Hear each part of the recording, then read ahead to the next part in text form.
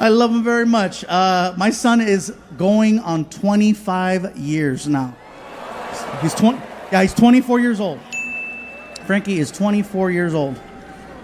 Yeah, thank you for clapping. He's still at the house.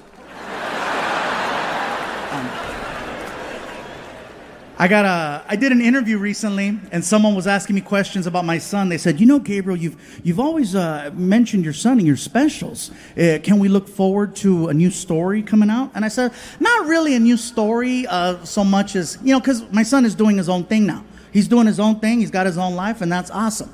I do, however, still have stories from the past that I never told. And he goes, well, do tell. I said, okay, my favorite story is actually probably the first one. In 2007, when I first got him, some of you know he's technically my stepson, but I've never liked saying stepson. He is my son. Yeah.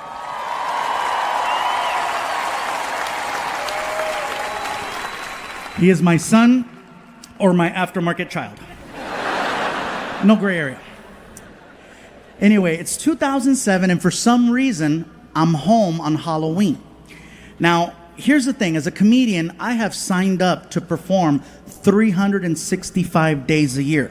There is no sacred day for me. I work on Christmas Day. I work on New Year's Eve, Valentine's Day, St. Patrick's Day, birthdays, holidays, special occasions, no matter what. My mom told me, si hay trabajo, hay que trabajar. You got to work.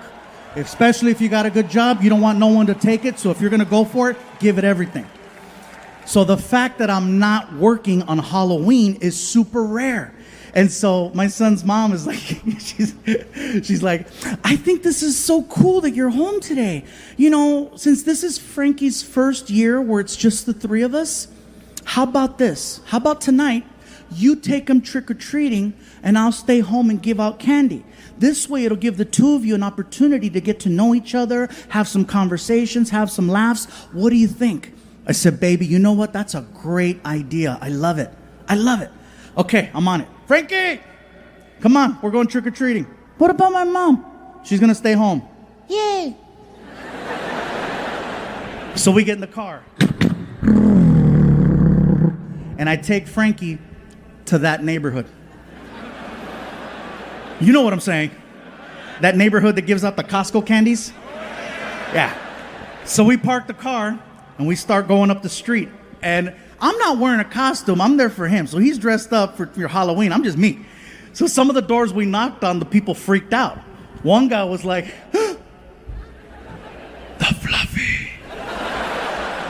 I'm like, oh my God, I've never been referred to as the Fluffy. I didn't know what to say. It is I.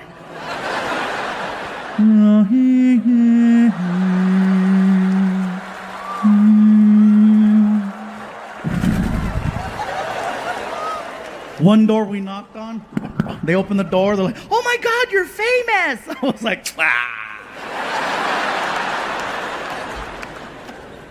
We go all the way up, we cross the street, we come all the way back. By the time we get to the car, the bucket is overflowing with candy. Okay? So we get back to the house, and it hasn't even been an hour. We walk in, and Frankie's mom is pissed. She's like, the hell is this? I go, what? I thought I told you to take him trick-or-treating. I go, I did. Look, show the score. The whole point of you taking him trick-or-treating wasn't to get candy.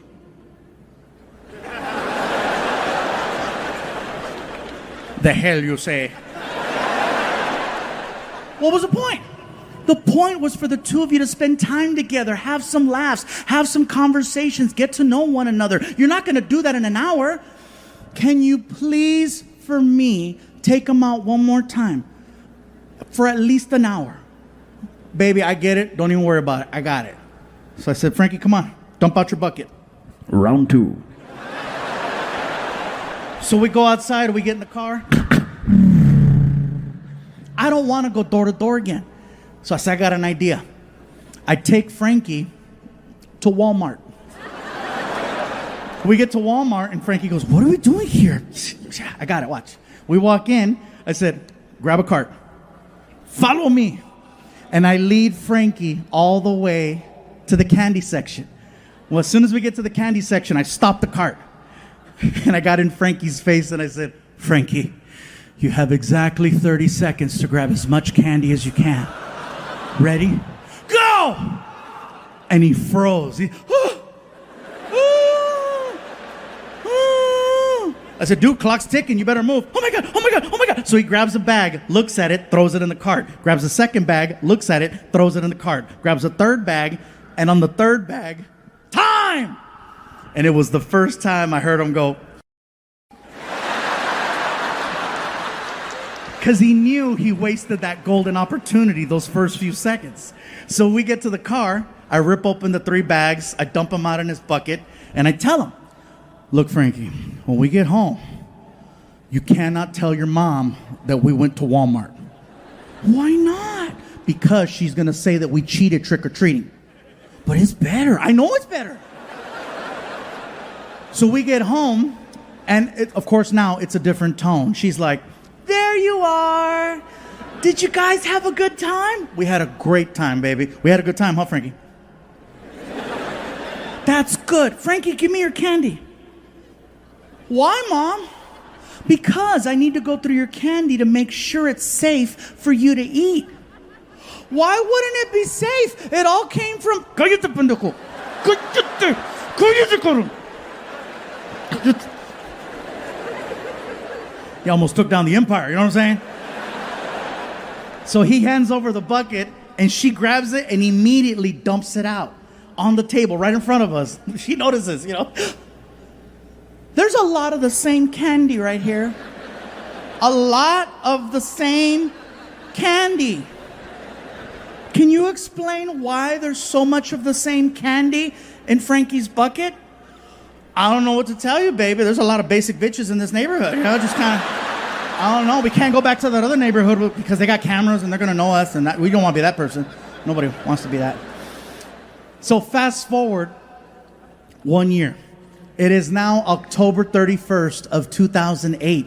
And for some reason, I'm not booked on Halloween again. And so my girl's like, she swears up and down, oh, it's a sign. It's a sign. I'm like, it's a sign my agent is slacking. Shout out, Matt. I know you're here. Sorry about that joke. You're doing a great job. Thank you for this one. I know, but that year you dropped the ball. So, but anyway. And so Frankie's mom is like, I think that, you know what? Maybe, just maybe we can make this like a tradition. You know, this could be your guys' thing. The two of you go out trick-or-treating, and then I'll stay home and give out candy. This could be your thing. I go, you know what, baby? Sounds good to me. Frankie, come on, we're going trick-or-treating. What about my mom? She's going to stay home again. Yay. So we get outside, we get in the car. I lean over and I look at Frankie and I said, Frankie, are you thinking what I'm thinking? Walmart.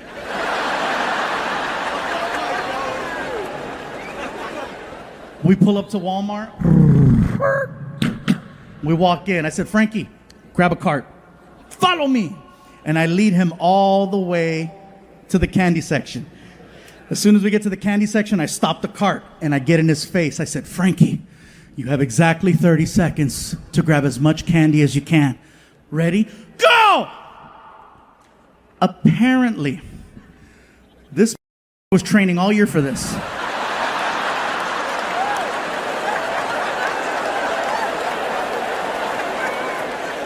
As soon as I said, go, his arm, bam, and he starts gutting the shelf. He's ripping bags of candy into the cart. He overflowed the shopping cart in 10 seconds. I firmly believe that's the first day of my diabetes.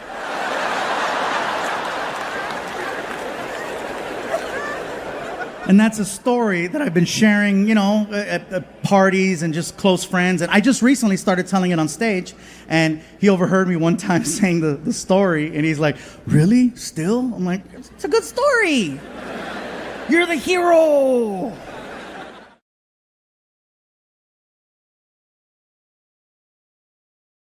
I did manage to stay busy during the pandemic. I did a movie from my living room.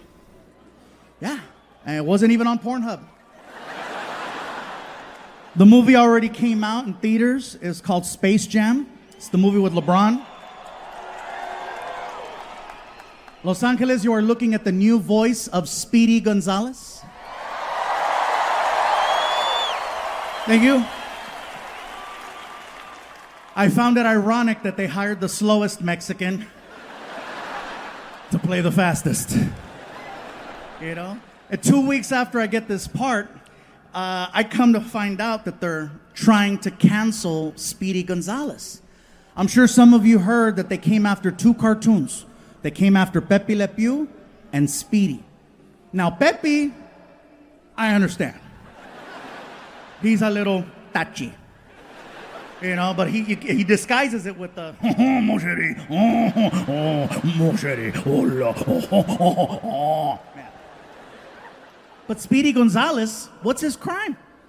He's Mexican and he's fast. That is not a crime. In Montebello, that's called job security.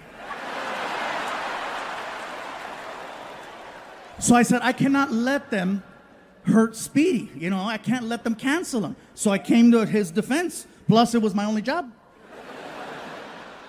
I went to the only place I felt I could go to protect him. I went on Twitter.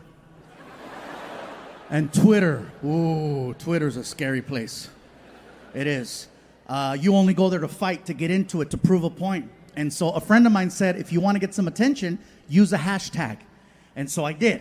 And I wrote a tweet that said, hey, hashtag cancel culture. My name is Gabriel Iglesias, and I'm the new voice of Speedy Gonzalez. You cannot cancel or catch me. And I posted it. I had no idea that when you go on Twitter looking for problems, you will find them. Oh yeah, every major news outlet picked up my tweet and used it in a story about cancel culture. ABC, NBC, CBS, CNN. If I would have known that, I would have used spell check. Because my family called. Eres pendejo, qué chingados, ¿qué te pasa? No escribe bien. Oh my God. Even Fox News did a story with my tweet. Fox News. You know how I know? My bus driver Dave called me. Oh, he was thrilled. He was like, Fluffy, God damn it, I've never been prouder. You made it, baby. You're on Fox News. I said, Dave, shut up. You're stupid. He's like, America. Even Warner Brothers Pictures reached out to say thank you. And before I know it, I was on a Zoom call. And I know a lot of us had to get used to Zoom. And it's kind of convenient, right? All they see is this. So to entertain myself, every time I took a Zoom call, I was full Winnie the Pooh. And if you're not laughing right now, you better ask someone who is, because there is no coming back from full Winnie the Pooh. I was leaving baby powder all over the house. It looked like an episode of Narcos. So I get on this Zoom call with the director, writer, and producer of Space Jam. And they're being super nice, super supportive, super cool. They're like, Gabriel, thank you so much for lending your voice talents to our film.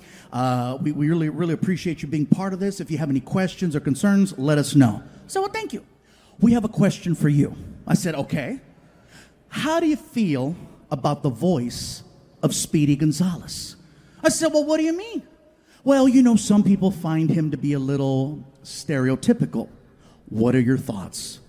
I said, well, you have not met my family. I cannot speak for all brown people, but I can tell you that me personally, in my house growing up, Speedy Gonzalez was not viewed in a negative way.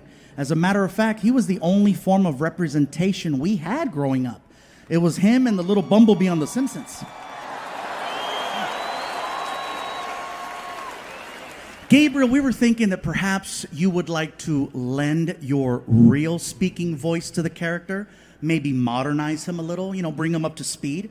I said, well, you know, with all due respect, I appreciate the fact that you would give me the power to change the sound of such an iconic character. But at the end of the day, when people see the movie, I don't want them to think of me. I want them to think of Speedy Gonzalez. So I said, please keep his voice original.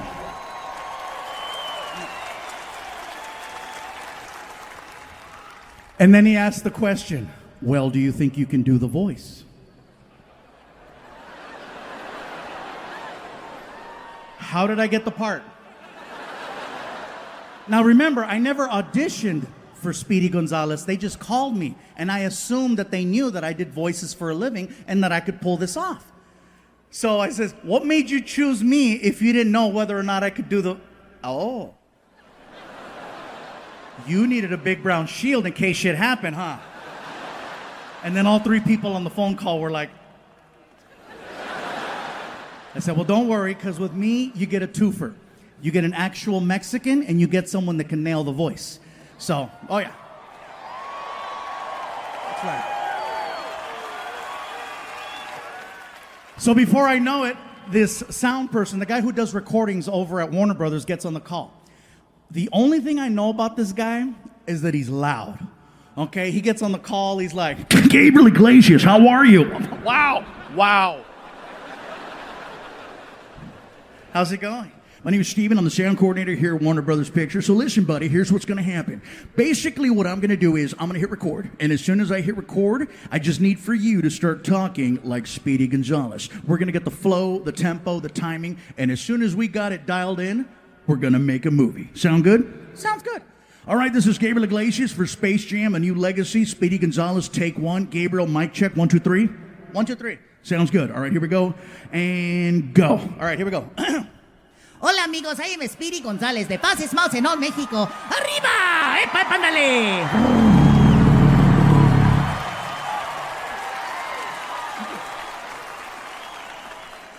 The director, writer, and producer, all three were like, that was perfect. I said, I know, I've been Mexican a long time. Do you think your mom would like to meet Vicente Fernandez right now? I said, Emily, let me tell you something. If she says no, I want to meet him. I'll be right back. Ama, Dime, mijo. Emily wants to know if you would like to meet Vicente Fernandez right now. Mijo, that sounds nice. All right, Emily, she's in. Emily goes, is she even a fan? I go, trust me, that's her reaction. She's good. She has the whole house covered with Vicente Fernandez records and cassettes. Okay, we're good. So Emily comes back and she puts these special VIP bracelets on us with a little click, and she walks us through a door into the backstage area. As soon as we went through the door, I knew exactly where we were. I was just there a week ago. So I got my mom arm in arm, and we're walking down the hallway, okay?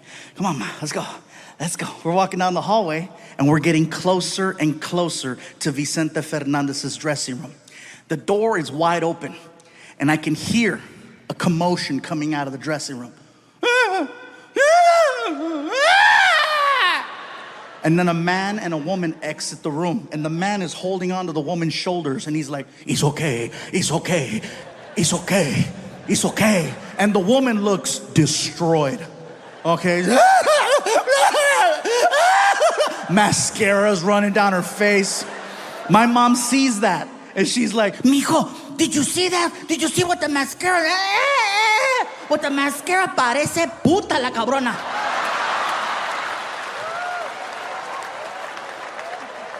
sorry, puta means friendly. So we get by the door, and the closer we get, we start to see a guy in the room. He comes to the door. In the room, there's three people, okay? There's Vicente Fernandez, the photographer, and a handler. The handler comes to the door, and you can tell by his voice that he works for like a Mexican radio station, because he's got that voice. You know, like, hola, hola, pásale, pásale. Pásale in Spanish means come on in. So we start to walk into the room. And let me tell you guys something. If you grew up listening to Vicente Fernandez from a young age and you get the opportunity to meet him, it is seriously a religious experience. My mom and I are entering the room. The only thing missing is the freaking Nomines Patres en el nombre de San. You don't look at him, you look at the floor. Out of respect, you just look at the floor. Come on, Ma. We get all the way up to him and I see boots. And when I see the boots, my mom and I both just... He knows what you're doing. He knows you're checking him out. So what he does is he poses, okay? Vicente stands there and he poses. He'll have the sombrero, the hat, to his side. And then he doesn't look at you. He looks away. And he sticks his chest out. And he stands there looking like a big-ass bottle of Tapatio at Costco.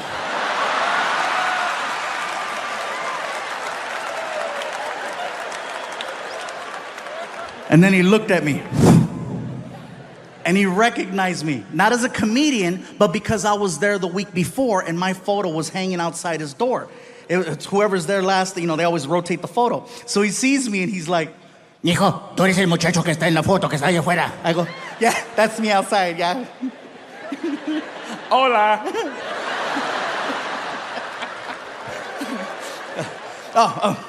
Vicente, I'm sorry. Le presento mi mamá. I'm like, oh my God, I think I just offered up my mom to Vicente Fernandez. She's like 73, better late than never, Ma, get him.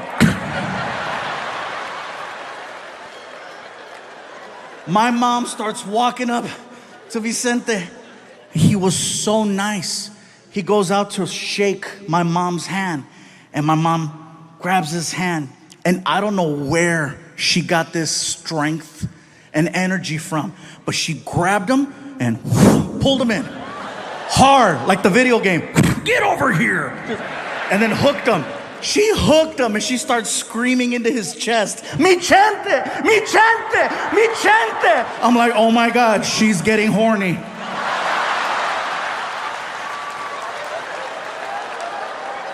And he knew too. Because he was like, quítamela, quítamela. The photographer, the handler, and me, the three of us, is what it took to pull her off of Vicente. We sit her down, she's bawling. Ah! Mascara's running down her face. The photographer shaking his head. I guess Vicente had dinner earlier that night. He was eating barbecue because I had those wet naps, barbecue wet naps. And so we take the wet naps and we start cleaning the mascara off my mom's face. And we stand her up and we posed her and we took the picture. Emily comes over and she takes us and she escorts us to our seats in the front. And for 3 hours, my mom was on her feet listening to she refused to sit down. Mom, you should sit. No, como que es el chente. Holding a shot of tequila that she never drank. She was 3 hours on her feet, never once sat down. That's how powerful his music was. My mom felt no pain for that entire time.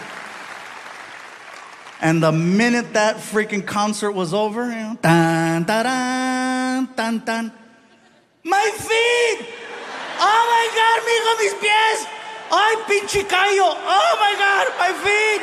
Ay! And I'm like, oh great. So now I gotta drag this living novela to the parking lot. I helped her into the car. My feet! I told you to sit down. You don't sit for Chente.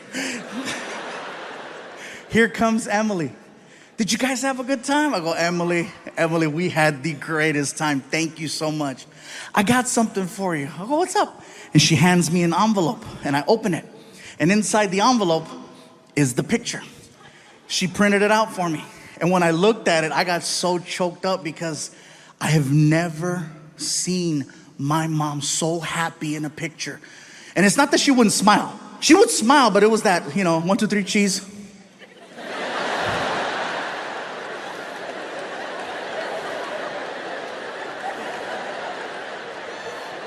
But this one was like, And what makes it extra special is that is the last photo I have of my mom, and she was the happiest. And I know that that moment wouldn't be possible if I did not do this for a living.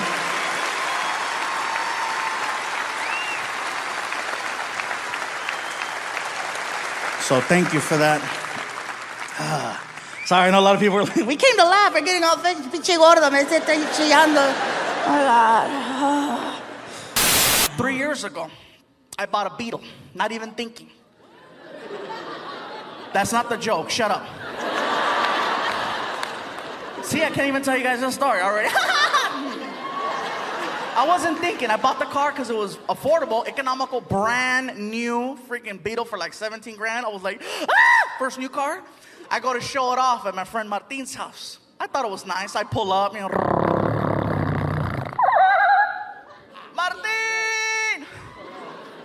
He lives in the hood. I don't get out the car. Across the street, there are these gang members. The kind of gang members, they don't really get into, like shooting people and stuff like that. They just hang out on the porch and talk a lot of smack. And so I'm there in a Beetle, and across the street, I hear this, right? I'm like, Martin! And over here, I hear, Órale! Hey, what's up, guys? How's it going? How'd you get in there, is it?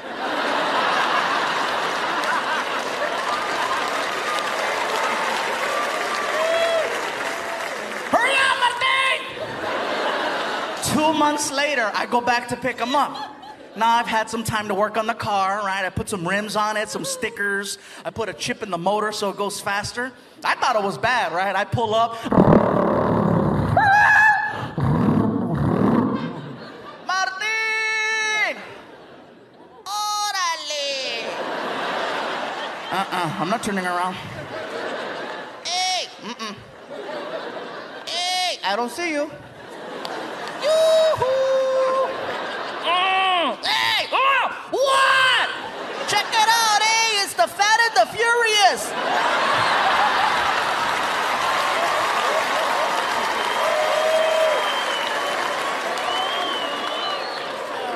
I didn't even wait, man. Got rid of that car, man. I traded it in and got myself a big old SUV. It was nice for a while. This car freaking sucked on mileage, so man, I got 11 miles to the gallon. Oh, you cannot be badass in a car that kills gas like I kill tacos. You can't.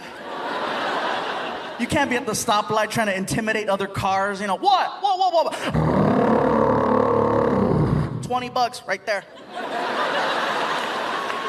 Hell no, man. But it was kind of cool. It had a GPS navigational system in it, an OnStar, which was really cool.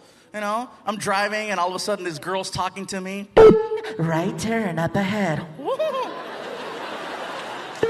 At 3/4 of a mile, left turn. And I'm like, whatever you say, baby. You guys, I understand. I understand why they do this to our restrooms, why they put sensors in places, because they're trying to save energy. They're trying to save water. I live in California. We need water, okay? We do. But some places need sensors, some places don't. Some places are good at teaching us how to conserve energy and conserve water. Some places are horrible at it. Like the hotel that we're staying at. They have a very basic thing that they do.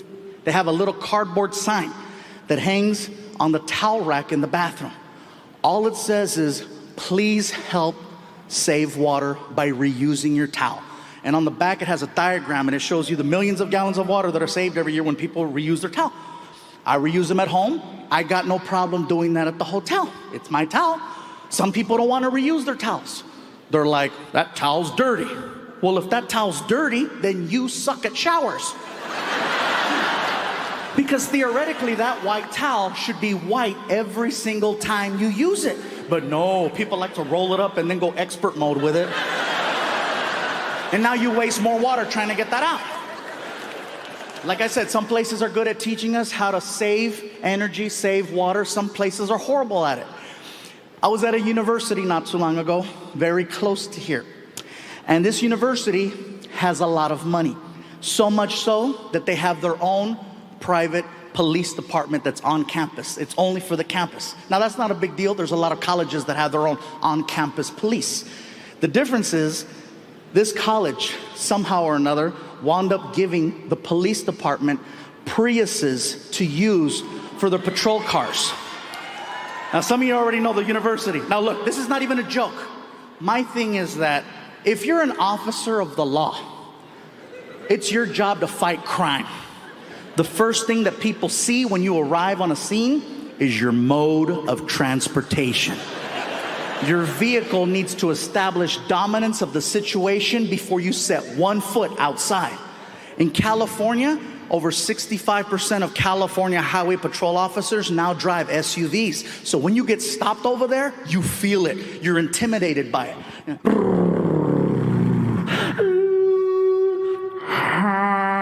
And people jump out on the freeway. Don't kill me! Now, imagine getting stopped by...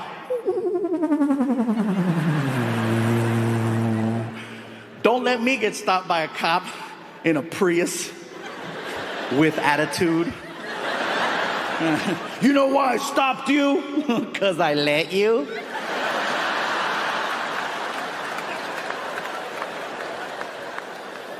Imagine the first time they did a DUI stop, the cop probably didn't even get out of the car. He just stayed on the radio. Sir, step out of your vehicle right now. Okay. All right. Is that a Prius? I must be drunk. Sir, walk the line. Okay, all right. Officer, if I gotta go to jail, can you call a real cop car to pick me up? Stop being a smartass, walk the line. Okay, hey, real quick. Hey, charge my phone. That's it, you're going to jail.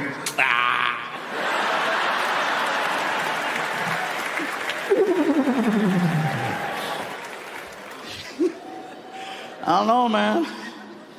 A lot of times. Yes, sir. ¿Qué pasó?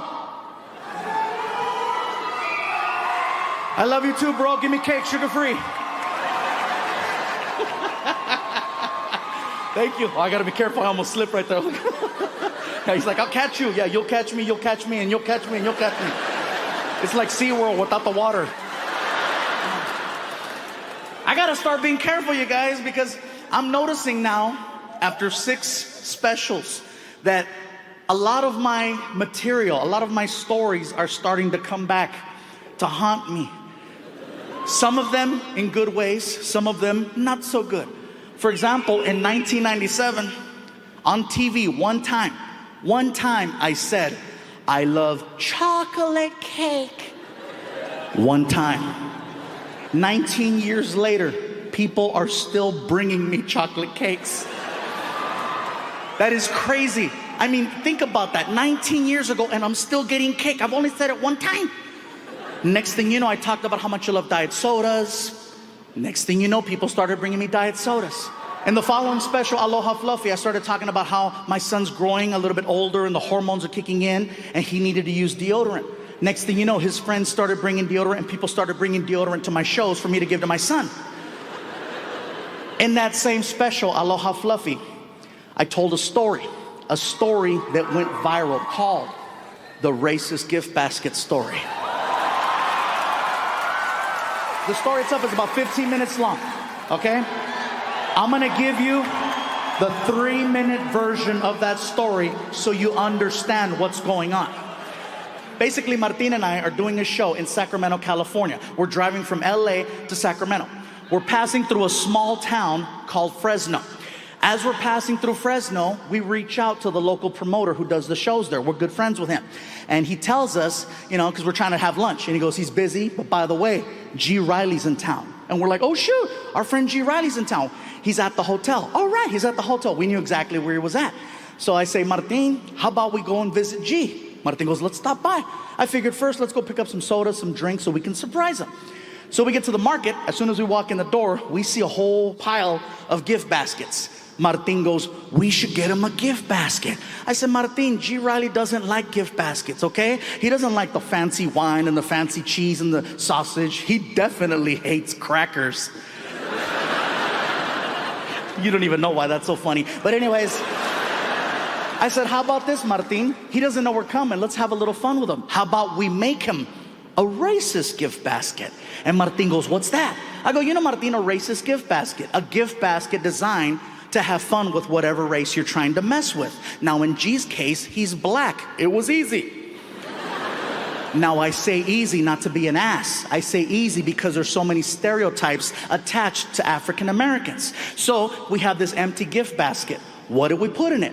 Fried chicken, watermelon, Kool-Aid, grape soda, barbecued potato chips, sunflower seeds, an Ebony magazine, a Chris Rock DVD called Bigger and Blacker, Magnum condoms, Newport cigarettes, a rack of ribs, the recipe for cornbread. We put everything but a white girl with a big ass in the basket.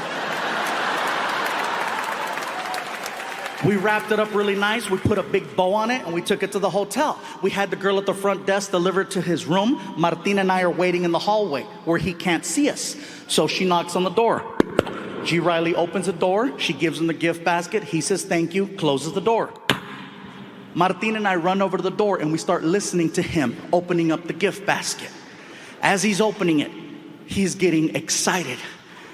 And he is enjoying every single thing he is pulling out of that basket. He is loving this basket until he realizes it's a practical joke. And then he freaks out because he read the greeting card. The greeting card freaked him out because now he thinks that the KKK sent the gift basket. Now some of you are like, why does he think that? Because that's what we wrote. If you're gonna do a practical joke, you go big or you go home is what I'm trying to say. So he freaks out and he tries to run out of the hotel room. As soon as he gets in the hallway, he sees Martin and I laughing and he puts two and two together. So then he cusses us out. He forgives us, gives us a hug, high five. We go back in his room and then I eat his chicken. What winds up happening is that story goes crazy on Comedy Central. People are giving him a hard time, so they pull it. Next thing you know, I upload it through YouTube. 10 million views it gets on YouTube. Then they flag it because the word racist is on the title, so it gets pulled off. So then I re-upload it, it gets another 10 million. Then I had people share it. All in all, the video's probably gotten about a little over 100 million views. So here's what happened. Just like the chocolate cakes,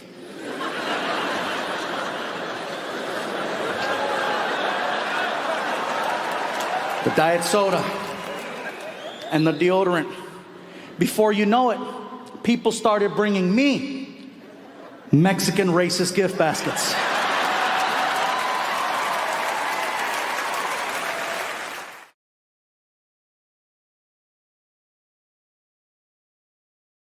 Houston, I'm gonna tell you something, and I don't know how this is gonna go over, but I'm gonna say it. I would be an amazing gay partner.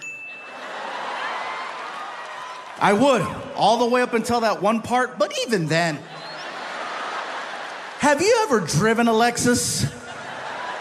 Those are nice. Sometimes you gotta take one for your own team. I'm just saying.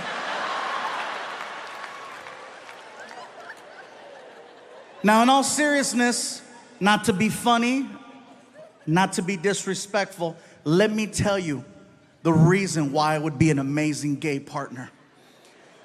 The level of communication between two men is so high, I might actually get an answer. There might be clarity and understanding. I might hear a yes, I might hear a no. Do you know how many relationships I have been in where I still don't know the outcome to certain conversations? Very simple yes or no questions. That's what I would do. Something as simple as, baby, you hungry? Well, I haven't eaten yet, so I probably should eat something, but I'm not feeling it right now. But if I don't eat right now, you know how I'm gonna get later. So I guess it's probably a good idea if I start eating right now. But it really depends on the options. What do you think? Ah!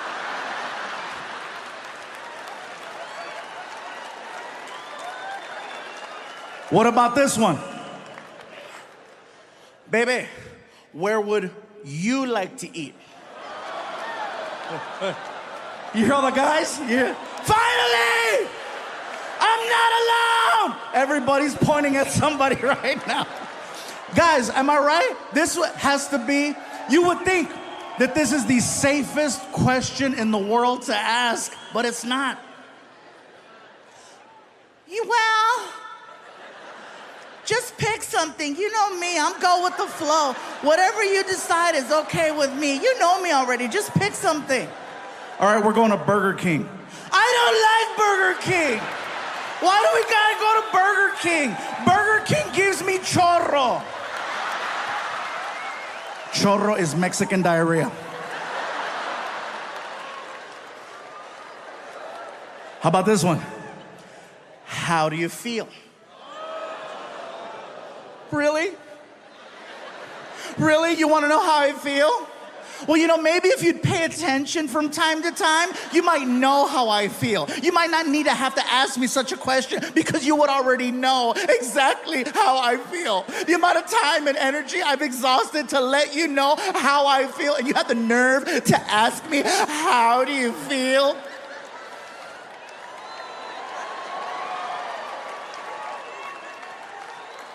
Now imagine the exact same conversation between me and Mr. Lexus. Do you know how efficient that conversation would be? Hey, bro, you hungry? Thought you'd never ask. What do you want to eat? Whatever you want to eat. We're going to Burger King. I love Whoppers. Me too. We go to Burger King and we tear it up. We get back home and I ask him, hey, how do you feel? Horny. Me too. How do you want to do this? Heads or tails? It would be efficient. It's cool being fluffy though. My ex-girlfriend, she was cool. She was fluffy too. She was, man. I used to call her up in the middle of the night and all my friends would always tell us how romantic we were. I'd call her up, no big deal, right?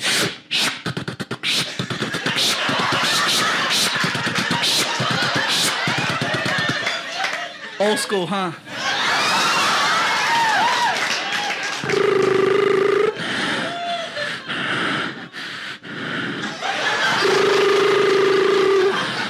Pick up the phone.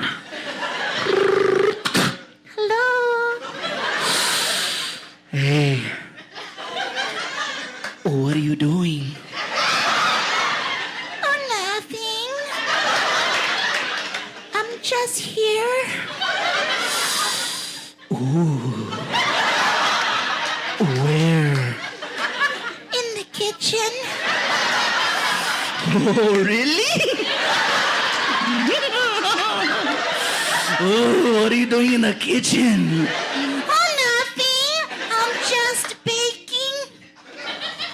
Oh, really?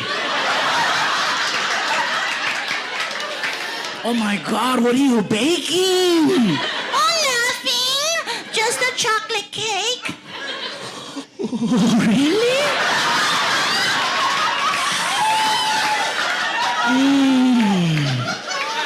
Oh, baby, say it slow, say it slow.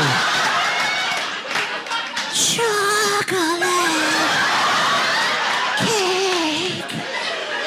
Ay, Dios mío. Oh, baby.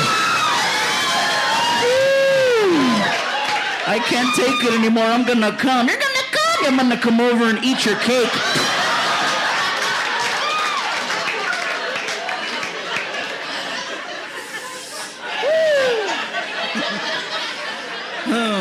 I miss her. Cake, man. So moving forward, it's been over a year now, and the same question has been asked over and over again. So what now? Are you gonna, start over? You're gonna get back up on that horse? You're gonna get a girlfriend? You're gonna get a wife? Start a new family? What are you gonna do? And I'm like, I got dogs. I'm good right now. I know what it's like to be single for a long time, and I know what it's like to be in a relationship for a long time. And there's pros and cons to both. I can only speak for the guys on this one. Some guys. Guys, you ever been single so long you start to question whether or not it's by choice?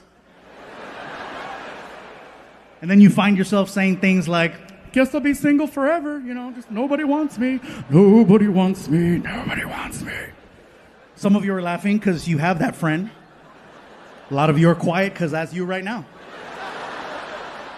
And then you notice how sometimes all it takes are just a couple of minor changes, a couple of minor adjustments to get back in the game. Like maybe you start cutting your hair different. Maybe you start dressing better. Maybe you start, I don't know, showering and shit. Someone takes notice and decides to give you a chance, and now you're back in the game. And there's no greater feeling in the world than that of being in a brand new relationship, because you're just so happy. You're so happy. You're the most optimistic person in the world. Nothing can mess your day up when it's brand new. You can miss your bus on the way to work. There'll be another. You could get fired. Guess it wasn't meant to be. You are so freaking happy. And then you start to reflect on your life before the relationship. And you remember how you would look at your phone and it would never ring. You know, you thought it was broken because it wouldn't ring. There's no text messages. You look at your DMs, nothing. But the minute you get into a brand new relationship, like magic, your phone, text message, ding, your social media, now you got numbers in there. People in the street are talking to you, and then you say this out loud. Where were all these people at when I was single? Answer, they were there the whole time. The difference is you were not this happy. I found out that happiness is one of the most attractive things in the world. Who doesn't want to be around someone who's positive? You know? Well, unless you got COVID. Never mind. Nice, pleasant, a joy to be around. Good energy. You know who really notices just how happy you are, guys, when it's a brand new relationship? Other women.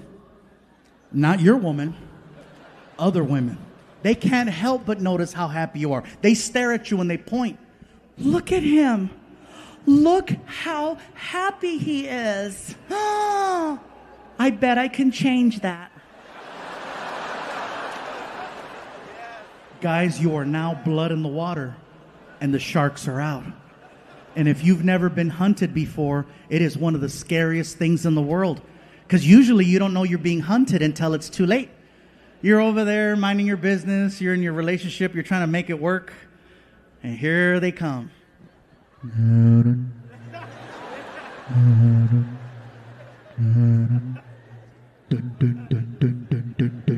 Before you know it, it's too late. She's got a hold of you, and she has you pinned down in the back seat of a car. And she's hitting you. She's hitting you with a baby shark doo doo doo doo doo doo, baby shark doo doo doo doo doo doo, baby shark doo doo doo doo doo doo, baby shark. You will never look at that song the same way again. You're welcome. I'm a dork too. I don't know how to talk to women. And this guy always comes, hello. Girls go crazy. And ladies, I'm gonna tell you right now, if a pretty man is your thing, if a gorgeous GQ guy is what you want, then by all means, go for it. But I'm gonna let you know right now, in the long run, a pretty man is gonna do nothing but lie to you, cheat on you, and break your heart. That's why, ladies, you need to start giving guys like me a chance.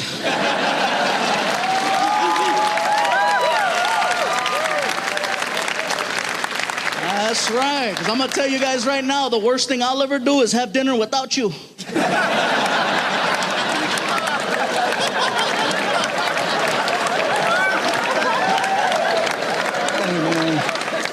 And everybody,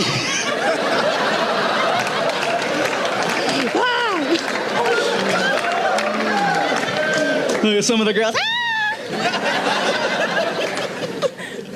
Everybody gives me advice too on the best way to meet that certain someone. You know, like my sister Emily, she always tells me the best way to meet someone is to go on the internet. She goes, go online, you'll meet someone. I'm like, I thought it'd be a good idea because my sister, she's cool people. She goes to school, she goes to church, she's nice. But I gotta tell you guys something, she's a freak. You know, you meet her in person, she's all sweet and innocent. Oh, hello, how are you? Nice to meet you. Bye. But you catch her online at 2, 3 o'clock in the morning, man, she's like, I'm licking and sucking your toes.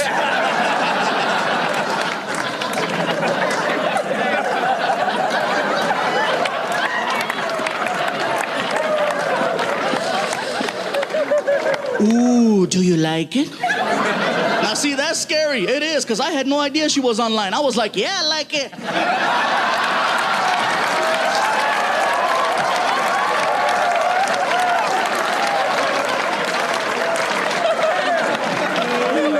I was like, what's up? I see my sister the next day. She's like, I met someone. I said, me too. Check it out. I got some sandals. What's up?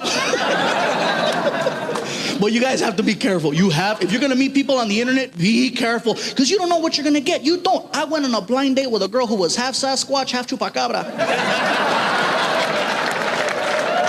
Yes, some of the white people, Chupa what? It's like Bigfoot, only smaller. Like cousins, you know? You gotta be careful, because if they'll throw these little mysterious words out there to kind of like, get you excited. Like this one girl, she described herself as bubbly, and I hear bubbly and I was thinking, oh my God, wow, really? Shut up, wow, really? Shut up! Man, and instead what I got was...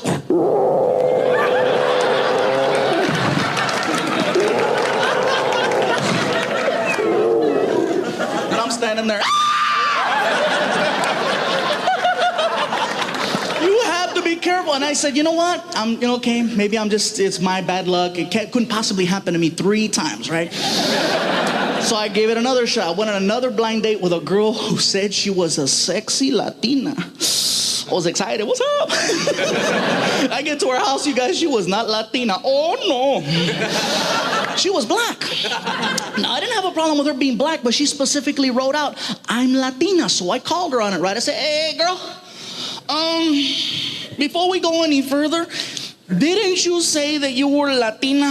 You know what she told me? She got mad. She was like, fool, I am Latina. Shoot, that's my name.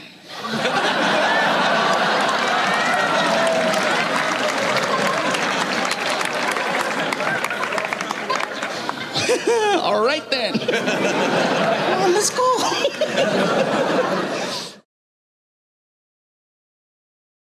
Next thing I know, Snoop reaches under the desk and he pulls out the biggest blunt I have ever seen. Oh, this sucker was huge. As soon as he pulled out that freaking blunt, I got excited because I wanted to grab my cell phone. Okay? I wanted to grab my cell phone so that I could take a selfie of Snoop in the background being Snoop. So while I'm fumbling, trying to get my phone, Snoop starts talking to me again. Yo, Big Fluff. Yeah, what? Hit that while I hit this.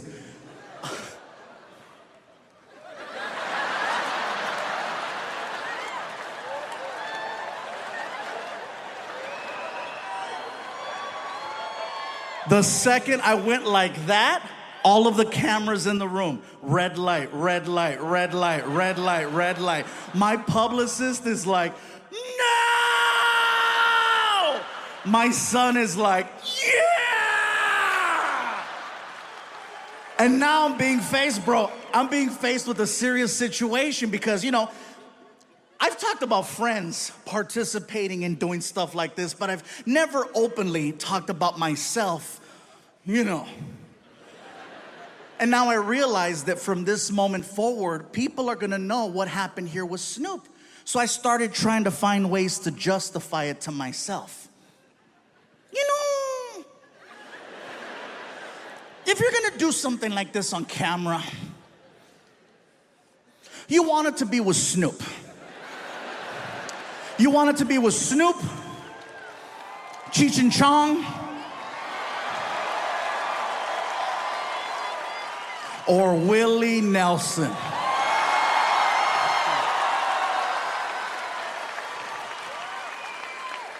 Next thing I know, the manager hands me a lighter. I light it, and I take a big hit.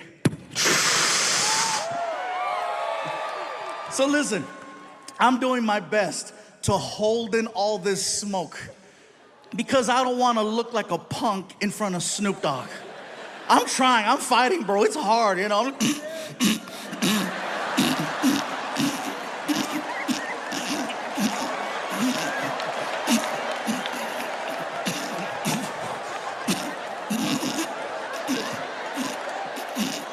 The whole time Snoop is like, hell yeah. That's what I'm saying. Fluffy going puffy today.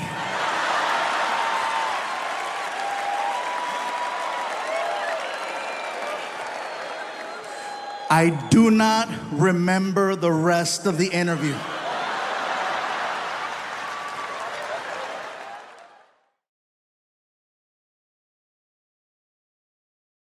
I've looked at someone like that before. I've been starstruck many, many times. As a matter of fact, this past year, I got to meet one of my childhood heroes. I got to meet Arnold Schwarzenegger. Now, some of you are clapping, some of you are like, wait. Well, here's the thing. I didn't love him as a politician, and I was too young to know him as a bodybuilder. All I knew is the movie Terminator was my favorite movie, and he was the Terminator. So, here's the story. I'm in LA at this red carpet event for some movie that I still haven't seen. I'm standing there with my publicist, okay? I'm standing there with my publicist, and she's explaining to me how the red carpet works. Listen, Gabriel, this is what's gonna happen. You're gonna go down the red carpet, and then the paparazzi's gonna start taking photos of you, and then someone's gonna ask you some questions. It's a lot of fun. Then we'll go inside, and then we'll go to the after party. It's gonna be great. As she's telling me this, I'm looking around, and I look over and I notice, I see him. I see Arnold Schwarzenegger, and I freak out.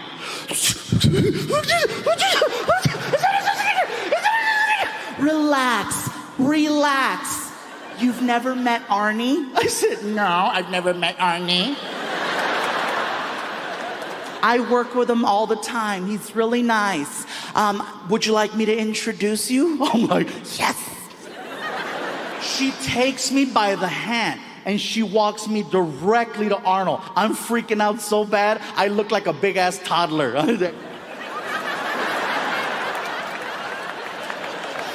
We get over to Arnold Schwarzenegger's area, and he's Arnold Schwarzenegger. He's already got a big group of people around him waiting to take a photo. So I'm just patiently waiting.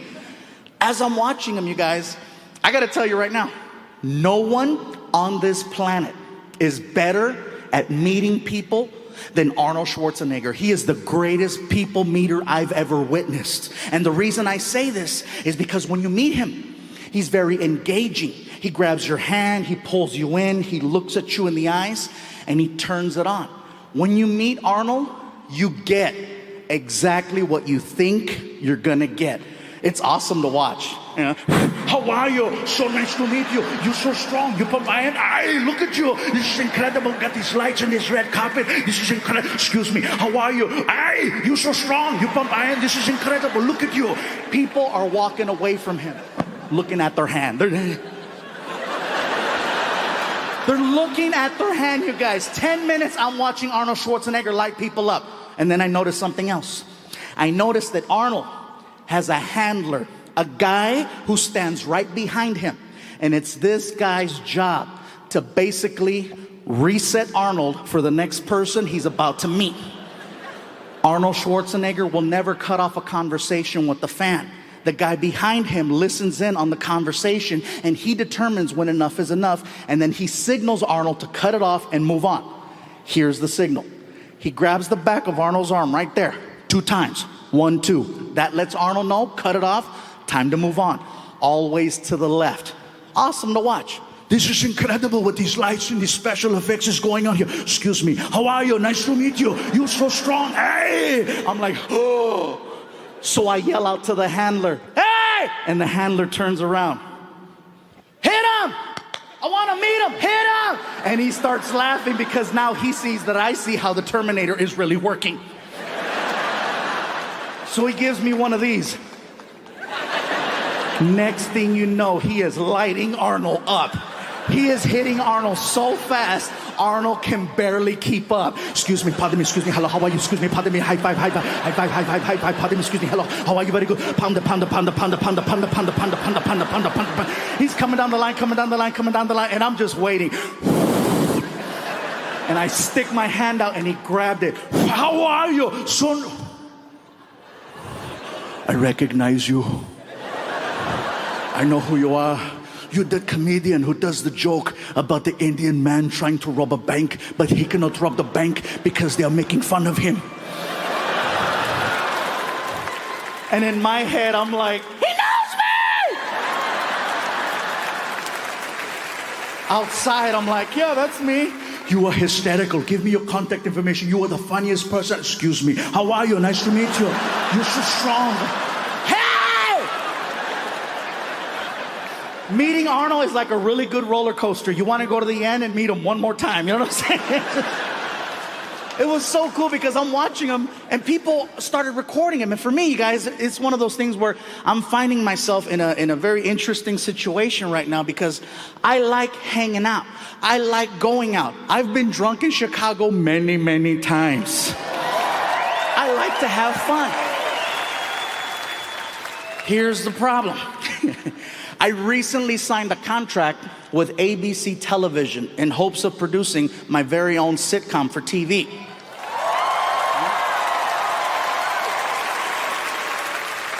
It's not a guarantee, but I am guaranteed a pilot. Here's the problem. ABC is owned by Disney. Disney is such a huge brand that anytime someone threatens the way you look at that brand, they are dealt with in a very un-Disney-like way. This sitcom that I'm producing is about me. I play myself. I play Gabriel Iglesias. It's about me, my family, my friends. My friend Martin is not allowed on the show. Not per me. Take it up with the mouse. They look at your social media. They look at all of your stuff that you have online. If there's anything about you that doesn't fit that model, they will freaking And I'm paranoid because Disney's so big. They're so huge. They own television stations. They own radio stations. They own Marvel Comics. They own Star Wars. I don't need that phone call, you know? Hello? Fucked up you did.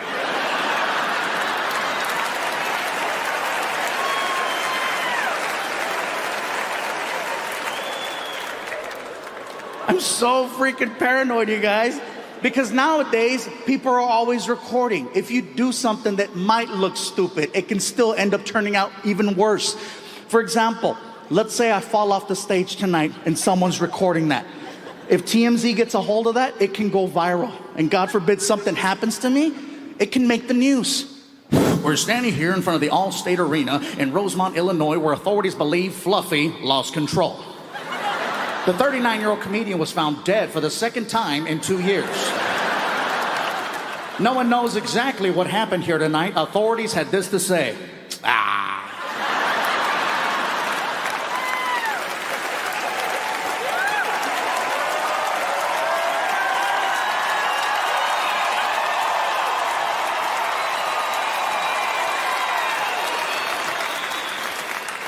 That's why I'm saying, you guys, I gotta be careful because I still enjoy my habits. I still like drinking. And of course, then some people pull me aside and they say, well, Gabriel, why do you drink? Why do you drink? You have so many responsibilities and people you take care of. Why do you drink? Because I have a lot of responsibilities and people to take care of.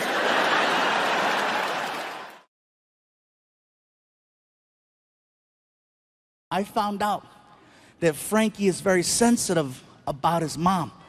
And he's at the age right now where affection really bothers him. Not necessarily from me, because if I try to hug him, he's cool with it, because I give those quick bro hugs, you know, like, hey, what's up, you know? However, if his mom is standing right next to me, and I reach over and I grab her hand, he sees that as gross, and he'll make the face. What? Ah. The hand? That's gross, Dad. I go, that's not gross, Frankie. That's not gross. Baby, open your mouth.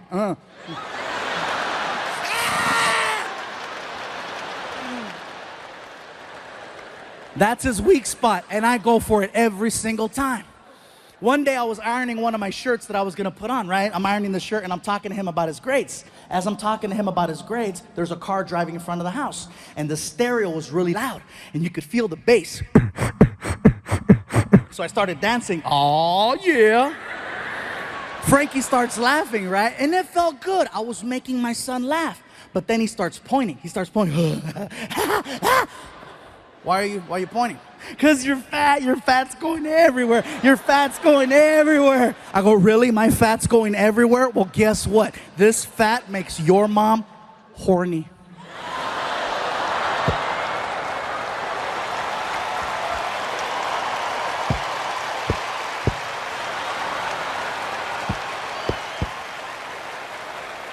And he's like, ah! If I ask him to do something and he doesn't do it, like for example, as parents, you want your kids to go to sleep by a certain time because you need them to wake up in time to get ready for school. Frankie's cutoff is 11 o'clock. It's pretty late, if you ask me, for a kid.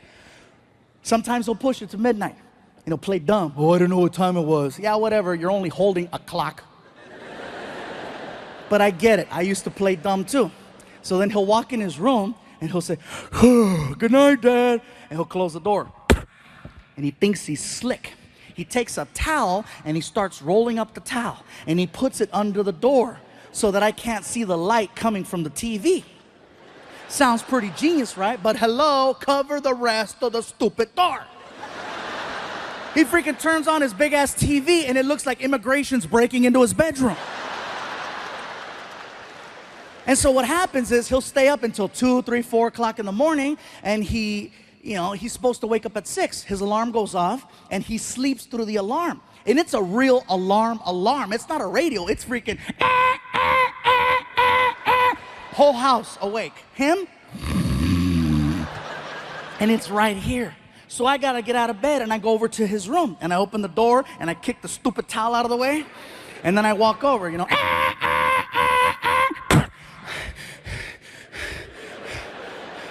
and I yell, Frankie! Frankie! Nothing. So I shake him. Frankie, wake up! You know what happens when I shake my son in the morning? It makes him eat in his sleep. That's what happens. I shake him and he does this. Nom, nom, nom.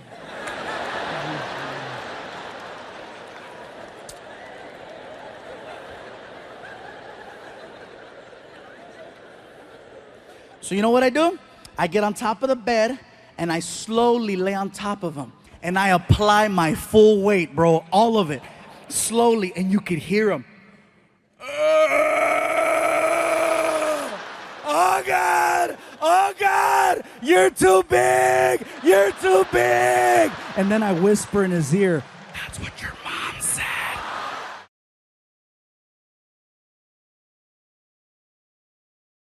Now, for anyone wondering about taco trucks, let me just let you know right now. That is real good Mexican food. I don't want you being concerned, like, no, there's wheels under that restaurant. Well, sometimes we don't have a permit, okay? So, but it doesn't mean the food is not good. For me to know that I'm gonna have a good experience at a taco truck, I always research, I look to see who's running the truck. For me to know that I'm gonna have a good time, I wanna make sure that it's an all-female crew. Not to sound sexist, it's just that when it's all women running the truck, they make me feel good about myself. They make me feel special. When I walk up at 1 o'clock in the morning and I have a buzz, they make me feel good. Hello? They come to the window. Hola, mi gordito, ¿cómo estás? ¿Cómo está ese gordito, chulito, este gordito? ¡Qué bonito! A ver, ojitos. I feel like a kid. I'm like, can I have a taco?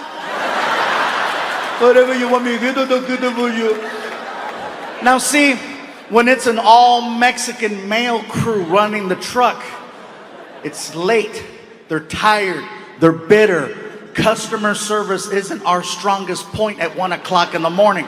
And then you gotta deal with a drunk knucklehead like me. Hello? And they come to the window. ¿Qué chingados quieres, pinche gordo? What you want? What you want? Hey, what's up, bro? Can I have a taco? Okay, what else? That's it.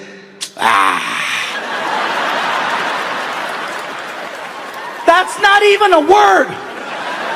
But you know exactly what he just told you. For some reason, Mexican people and only Mexican people have this sound that comes out of us that can just discredit anything you put in front of it. It doesn't matter what it is, we can kill it with that sound. I just graduated from college, top of my class.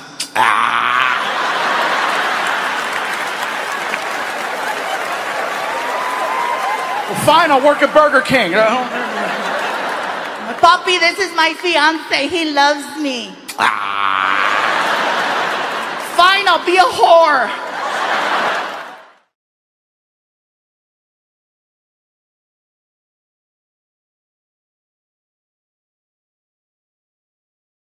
Hell, you guys even have taco trucks. Now, for anyone wondering about taco trucks, let me just let you know right now. That is real good Mexican food. I don't want you being concerned, like, No, there's wheels under that restaurant. well, sometimes we don't have a permit, okay? So, but it doesn't mean the food is not good. For me to know that I'm gonna have a good experience at a taco truck, I always research, I look to see who's running the truck. For me to know that I'm gonna have a good time, I wanna make sure that it's an all-female crew. Not to sound sexist, it's just that when it's all women running the truck, they make me feel good about myself. They make me feel special. When I walk up at 1 o'clock in the morning and I have a buzz, they make me feel good. Hello? They come to the window. Hola, mi gordito, ¿cómo estás? ¿Cómo está ese gordito, chulito, ese gordito? ¡Qué bonito! A ver, ojitos, ojitos, ojitos. I feel like a kid. I'm like, can I have a taco? Whatever you want me to get, I'll get it for you. Now see, when it's an all-Mexican male crew running the truck, it's late, they're tired, they're bitter. Customer service isn't our strongest point at 1 o'clock in the morning. And then you gotta deal with a drunk knucklehead like me. Hello? And they come to the window. ¿Qué chingados quieres, pinche gordo? What you want? What you want? Hey, what's up, bro? Can I have a taco? Okay, what else? That's it.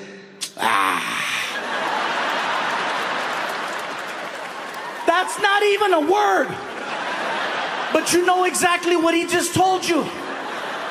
For some reason, Mexican people and only Mexican people have this sound that comes out of us that can just discredit anything you put in front of it. It doesn't matter what it is, we can kill it with that sound. I just graduated from college, top of my class.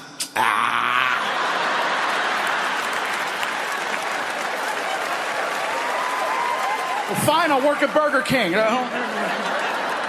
Papi, this is my fiance. He loves me. Fine, I'll be a whore.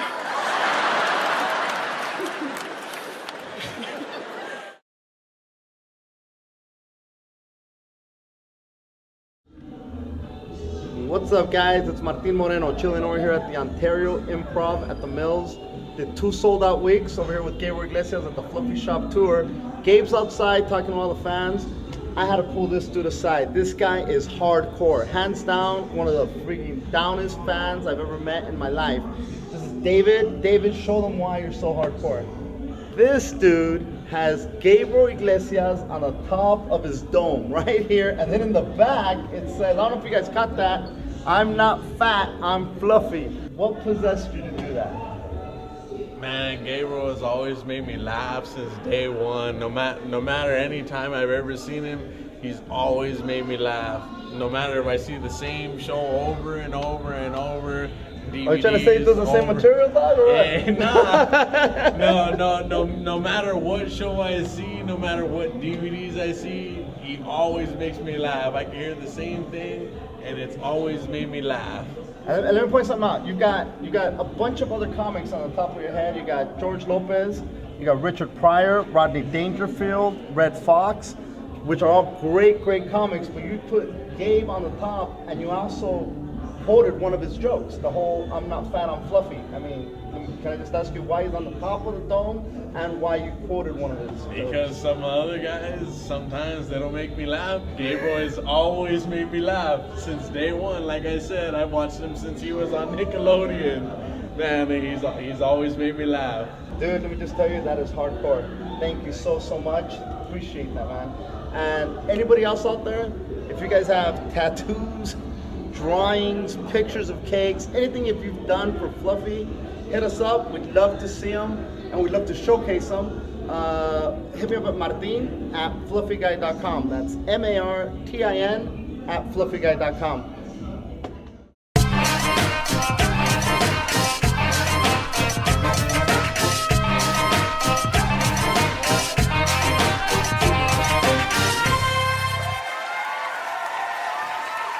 I got a chance to meet someone who I've been a big fan of since I was a little kid. Now, some of you might agree, some of you might disagree, but I grew up watching his movies, and for me, it was a big deal. I met Arnold Schwarzenegger last year. Now I didn't know him or like him as a politician, and I didn't follow him as a bodybuilder. I just knew he was the Terminator, and that was like my favorite movie forever. And so here's the story. I'm at a red carpet event in Hollywood for some independent film that I still haven't seen. And I'm standing there with my publicist, and out of the corner of my eye, I see this mob of people, and I hear his voice, and I freaked out. I was like, oh my God, oh God, you see who this Schwarzenegger? Relax, Gabriel, relax. You've never met Arnold? No! I know him. I'm his publicist sometimes. Would you like me to introduce you? Yes! She takes me by the hand and walks me over to Arnold's area. I am geeking out so bad, I look like a big-ass toddler.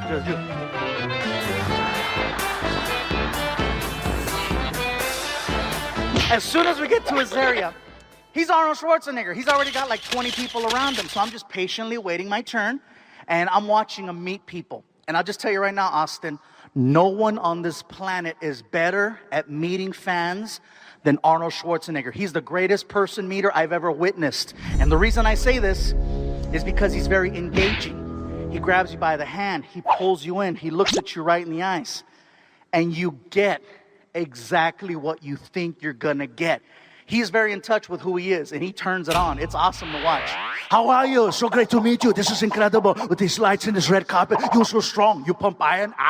Look at you. Get down. I'm kidding. Don't get down. You're so silly. Stand up here. What is going on? People are walking away looking at their hand.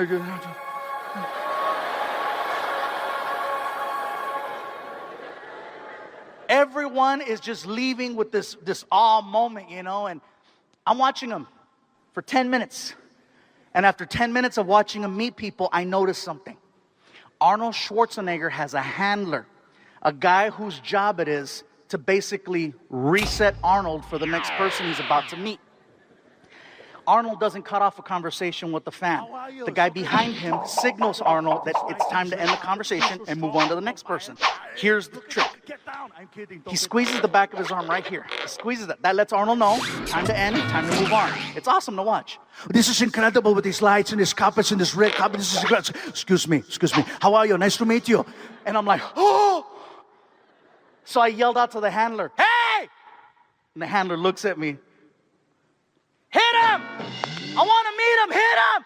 And he starts laughing because he realizes that I see how the Terminator's really working. So he goes, he's laughing, so he starts lighting Arnold up, you guys. He's hitting him fast. Arnold's just like, how are you? Pardon me, excuse me, nice to meet you, excuse me. How are you? High five, very good, okay. I'll be back, okay, excuse me, pardon me. How are you? Very good to meet you. Yes, he's coming down the line, and I'm just waiting. And I stick my hand out, and he grabs it, and he pulls me in, and he's like, how are you? So great to meet. Wait. I recognize you. I know who you are. You're the comedian who tells a joke about the Indian man trying to rob a bank, but he cannot rob the bank because they're making fun of him. And in my head, I'm like, he knows me!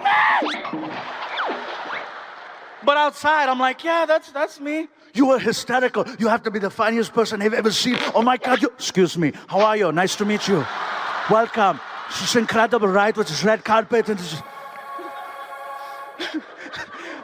I swear to God, he's like a roller coaster. I want to go to the end of the line and ride him again. You know what I mean? It was just...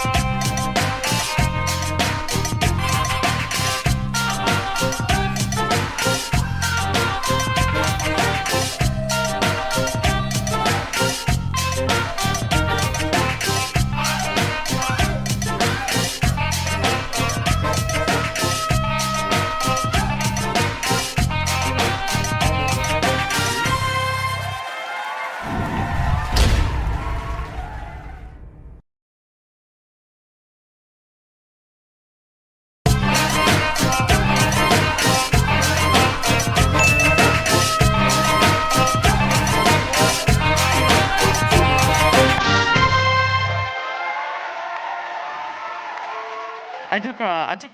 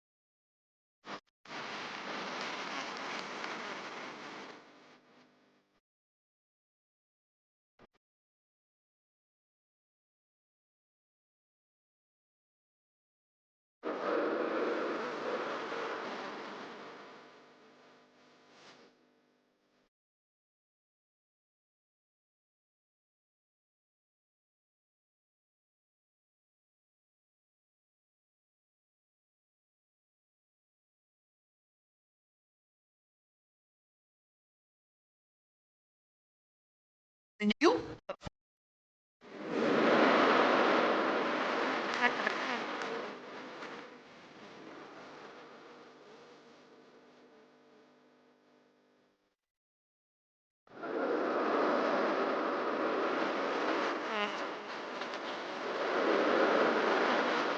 Guy from the special. That's the guy who says.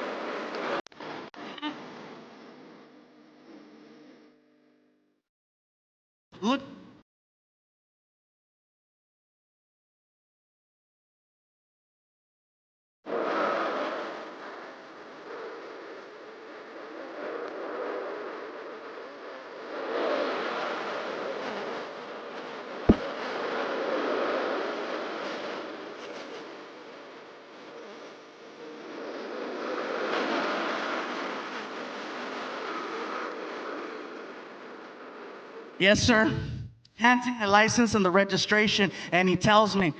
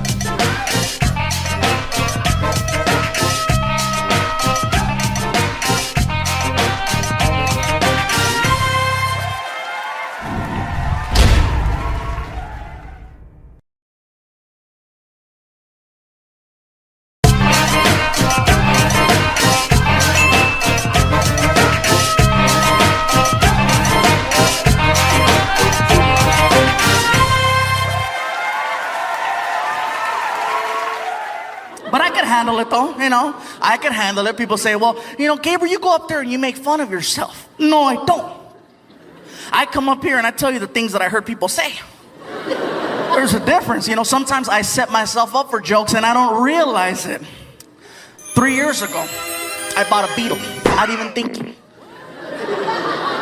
That's not the joke, shut up. See, I can't even tell you guys a story already. I wasn't thinking. I bought the car because it was affordable, economical, brand new freaking Beetle for like 17 grand. I was like, first new car. I go to show it off at my friend Martin's house. I thought it was nice. I pull up, Martin! He lives in the hood. I don't get out of the car. Across the street, there are these gang members. The kind of gang members that don't really get into, like shooting people and stuff like that. They just hang out on the porch and talk a lot of smack. And so I'm there in a Beetle, and across the street, I hear this, right? I'm like, Martin! And over here, I hear, Órale! Hey, what's up, guys? How's it going? How'd you get in there, is it?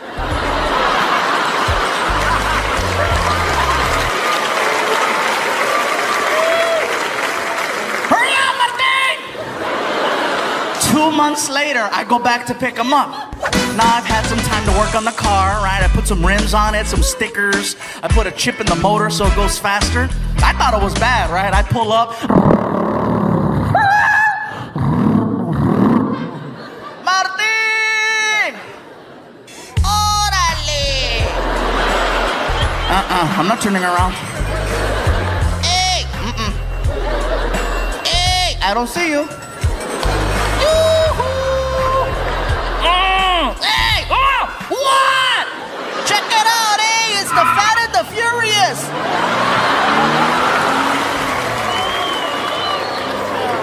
I didn't even wait, man. Got rid of that car, man. I traded it in and got myself a big old SUV. Oh, it was nice for a while. This car freaking sucked on mileage, so man, it got 11 miles to the gallon. Oh, you cannot be badass in a car that kills gas like I kill tacos. You can't be at the stoplight trying to intimidate other cars. You know, what? Whoa. $20 right there. Hell no, man. But it was kind of cool. It had a GPS navigational system in it, an OnStar, which was really cool. You know, I'm driving and all of a sudden this girl's talking to me. Right turn up ahead. In 3/4 tenths of a mile, left turn. And I'm like, whatever you say, baby.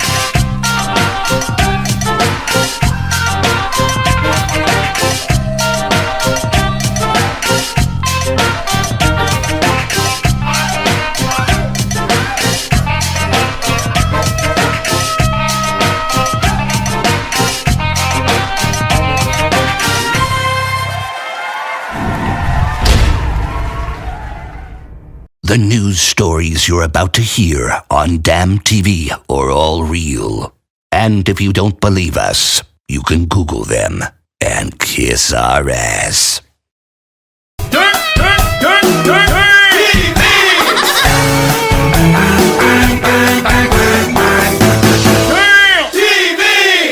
Hey, you guys, it's me, Gabriel Iglesias, and this is normally the part where I'd say you're watching TV, Extreme World News, but you know that's not the case. He's still wearing the same shirt. He must smell like ass. Actually, no, I don't. I smell like cheesecake, and it's wonderful. So I want you guys to check out another sneak peek of my new TV show, Stand Up Revolution, right here. Enjoy the first cartoon clip.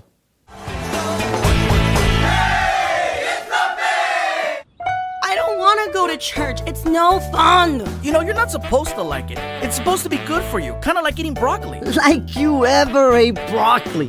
Just for today, I want to be a bad girl and have fun. Who's with me? What do we do? Fluffy, I've been going to church for 12 years praying that a girl would say this to me. Let's do this. Hey kids, guess what? I got something under my coat that's more fun than church. I got new movies, old movies, movies in the theater, movies coming out next month. I got movies they ain't even made yet. You got any scary movies? This movie is so scary it's rated TVI. The only people allowed to watch it are those who are already insane. I want to watch it, unless you guys are afraid. We'll take it. I got a bad feeling about this. Seriously, it's great to watch scary movies with chicks because when they get all scared, they just want to cuddle. That ain't gonna happen. Everyone knows it's just a movie. Hold me. Just go make popcorn. Showtime.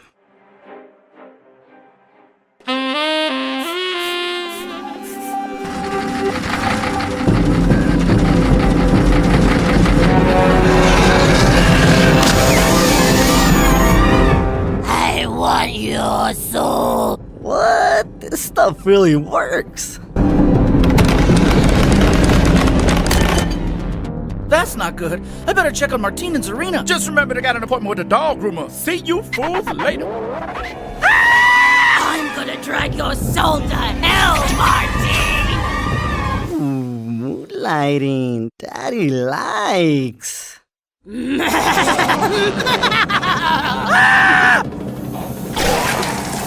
Ooh, French kissing before dark, huh? Let's go. Fine. Zarina's possessed. Hey, where are we going? To confession. Father, we made a girl miss communion and watch a bootleg horror movie, and now she's possessed by the devil. Not in my church.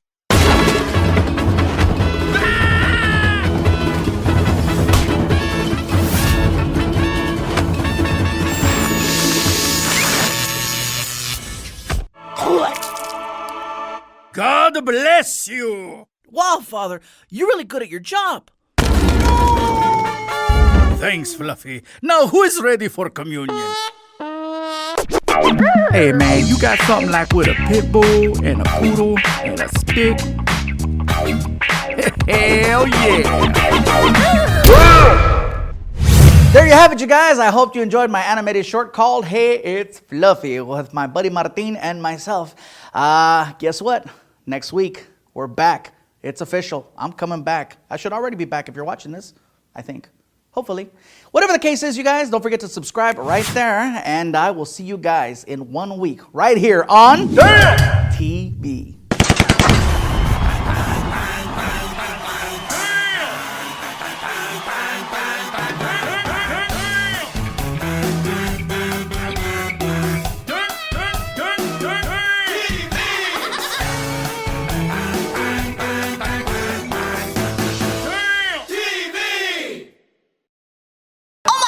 Yes.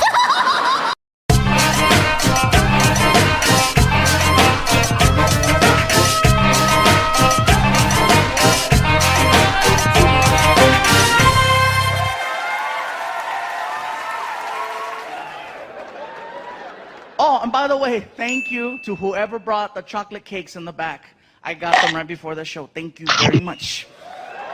Very cool. Somebody brought Chico's tacos too. I thought that was great.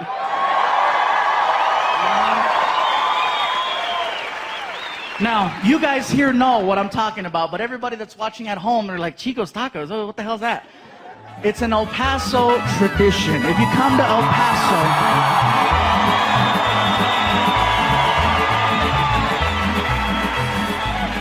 just know that that's right here. That's the tradition in El Paso. I ran into people in other places like Chicago and New York. I'm like, where are you from? El Paso. And I say, Chico's Tacos. And they're like, oh. Like, wow, yeah, that's hardcore. It is the craziest food I've ever tried, you guys. Craziest ever. Reason is, they give you these little taquitos and there's like a sauce and you pour it and like the taquitos float and then it absorbs. And I never thought I'd see the day where I could drink a taco. Yeah. And you gotta have that at the end of the night. Don't try to freaking plan out events after going, They'll say, oh, we're gonna eat at Chico's and then go to the movies. No, don't do that, don't do that. You'll be sitting there like, hey, this is a good movie, huh? This is the one where Nicolas Cage comes out and... Anyway, he plays the bad guy in this movie and it turns out really good. Then all of a sudden...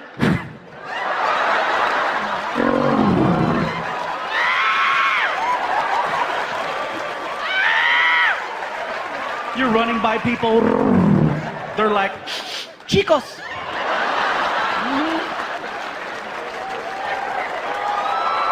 El Paso tradition.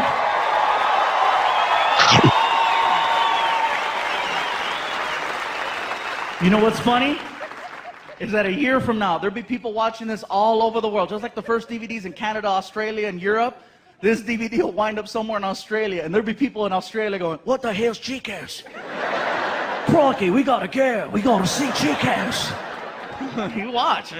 People freaking out. I say, we must go try Chico's. It sounds splendid. Yes, it does. Drink a taco. I never thought I'd see the day. I'm going to try it. El Paso it is. Oh, but no, I got Chico's tacos and cakes.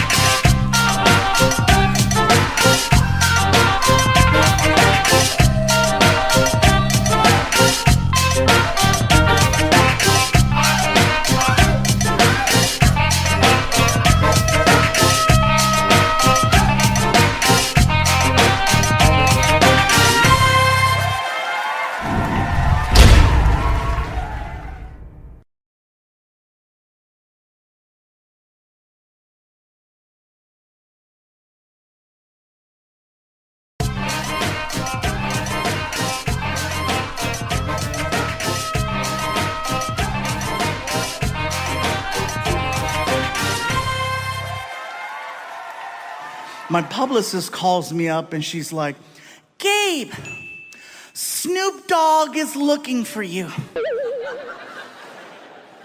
Excuse me? Snoop Dogg, I know who Snoop Dogg is, but what do you mean he's looking for me? Well, is he looking for me or is he looking for me?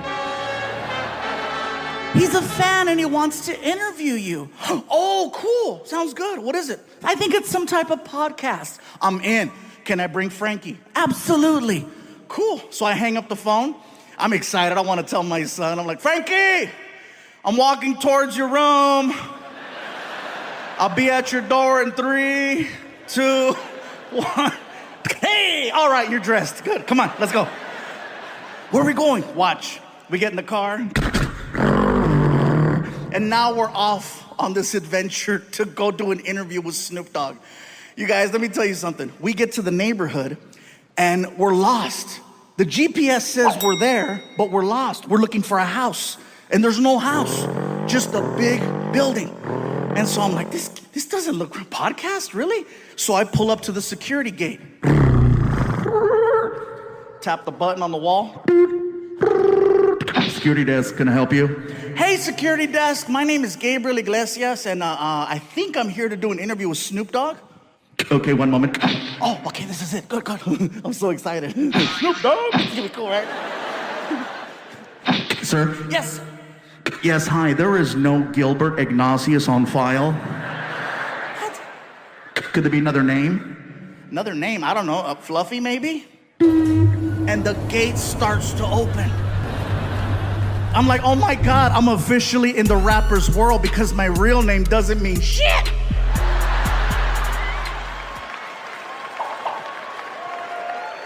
So we drive in. And we're passing all of these reserved parking spaces. Reserve. And we get to my space, which is basically an orange cone that has Fluffy handwritten on it. And a bunch of other names crossed off. So Frankie moves the cone, I park the car. We walk into the building. My publicist is waiting for me, right? And she's like, Gabe, you made it. Frankie, how are you? Listen, I just finished talking to Snoop. Wow. He is everything you think he is and just a little bit more. He is so sweet. I cannot believe he was charged with double murder. He told me to just walk you guys into the studio and he'll be right back. He said he had to go outside and get in the right headspace or something. Okay, cool. So she walks us into Snoop's studio. I'm thinking I'm there for a podcast. Come to find out, it's for a TV show. Snoop has a TV show where he interviews celebrities. Everyone in the room is waiting for Snoop to return. You can hear the small talk,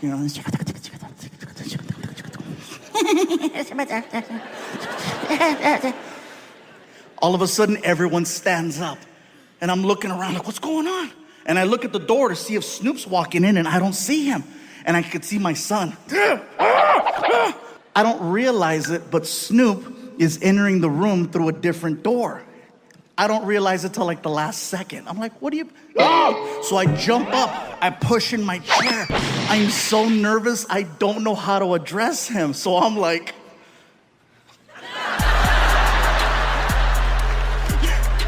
I yell still. Hi.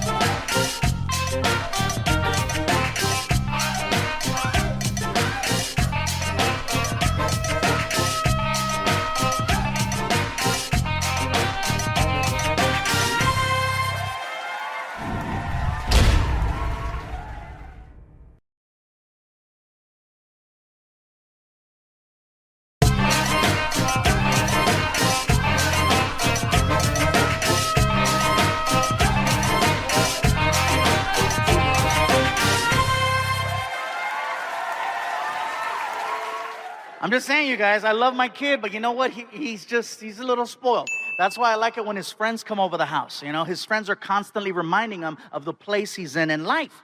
And that's one thing. When you tell your kids something, okay, that's one thing. But when you can get their friends to say what you're thinking, you can't pay for that. And they're always telling him, Frankie, you're so lucky, man. You're so lucky. Your dad's trying to help you go to college. You're so lucky. He wants to help you get a car. My dad doesn't even trust me to walk. You're so lucky, Frankie. Because see, my son is numb. He's numb to you guys, and he's numb to me. He doesn't see Fluffy, okay? My son sees Dad. And that's how he says it. Dad, Dad. Yeah, I'm the guy that tells him, clean your room, take a shower, put on deodorant, which he does very well now. But Austin, you saw what I had to do to make that happen, right? His friends, though, man, they come over the house. I love these guys. I love them. One, his name is Ken. He works good with computers. His other friend, his name is Fabian. He wants to be a police officer. Both of these kids are really, really good. And I know I say kids, but they're all 18. But I'm 39, so, you know, for me, they're kids. Some of the conversations we have, really good. Some of them, I'm like, what am I doing? For example, at home, I usually dress, not like this, I mean, just like a t-shirt, but just t-shirt, shorts. Usually I like Marvel comics and I like, you know, comic book stuff. So that's usually where I wear around the house. That or something that has WWE on it or freaking Star Wars. I like wearing stuff like that at home. One day, I'm wearing an Avengers t-shirt and Frankie's friend, you know, Fabian sees me. And by the way, just so you guys know, at home, it's pretty funny. When I walk into the living room, my son's friends freak out. And it's funny because my son is so just numb. You know, I walk in the living room and Frankie's like, hey, Dad. His friends see me, they see this.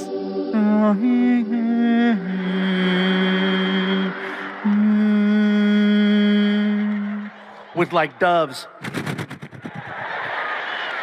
You imagine if every time you walked into a room that happened? He's here!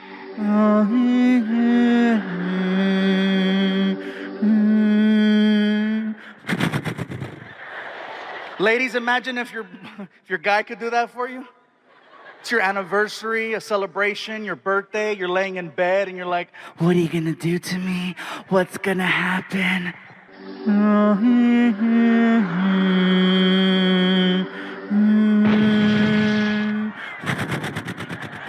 One extra dove.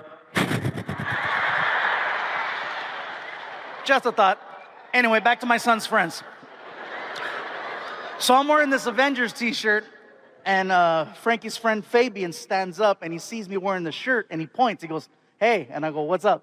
And he goes, weak. Excuse me? Weak. DC's better. What? DC's better. I'm like, DC's okay, you know. Obama lives there. They pass laws. They have museums, hotels. I don't know that it's better. It's not even a real state. It was DC Comics, man. I go, oh, well, whatever, dude. It's just a t-shirt. I like it. It's cool. No big deal. That's because they suck. I go, dude, chill. Batman is better than Iron Man. I go, hey. And the adult in me is saying, what are you doing having this conversation? You have better things to do with your time. But no, the kid in me is like, I want to know why. Tell me.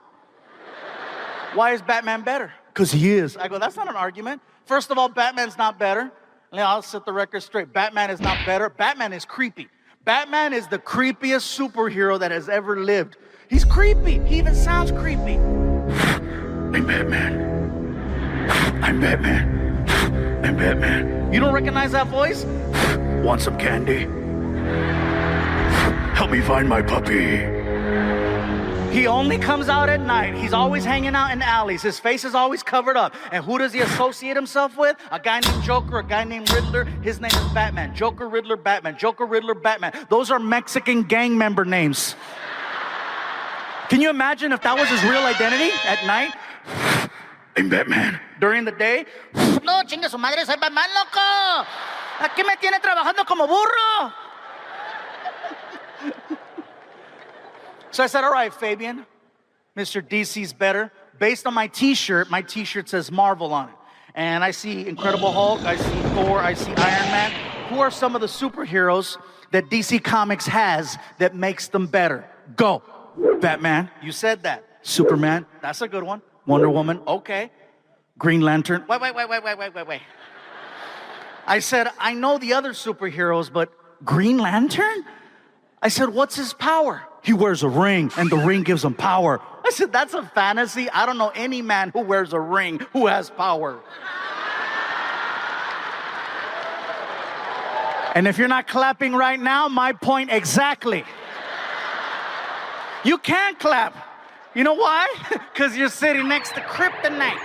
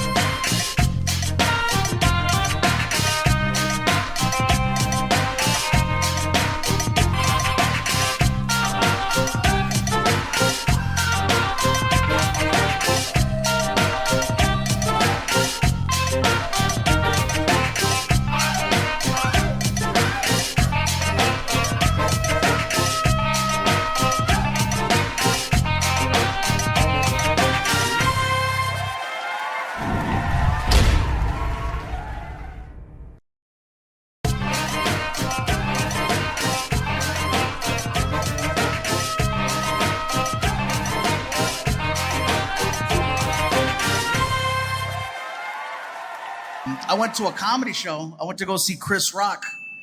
And whether you're a fan or not, the point is I was at the show and I was early.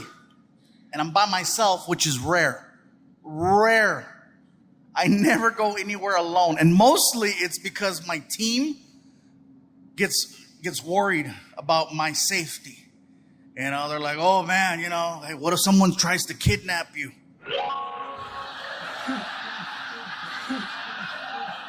That's not even the joke, you fuckers. That's not even the joke. And I know exactly why you're laughing. And I'm not even gonna tell you the ending now.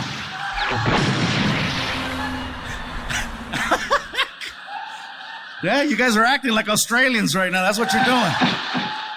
Oh, no filter right there. Look at him, he's crying. Okay.